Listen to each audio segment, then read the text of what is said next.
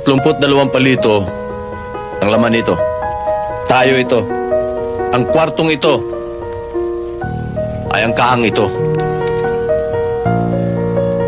Ito ay kayo. May ulo.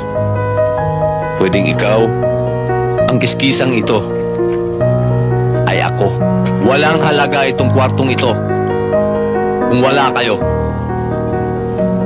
Walang halaga kayo na nandito kung wala ako.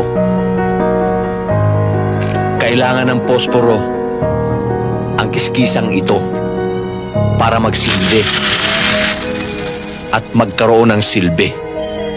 Sa makatuwid, alin man dito ay mahalaga sa bawat isa.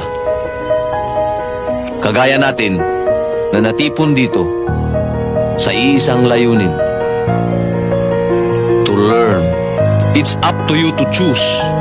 Gusto nyo bang isang palito nagsisindi? O kagaya lang nito? Pangtinga ka lang.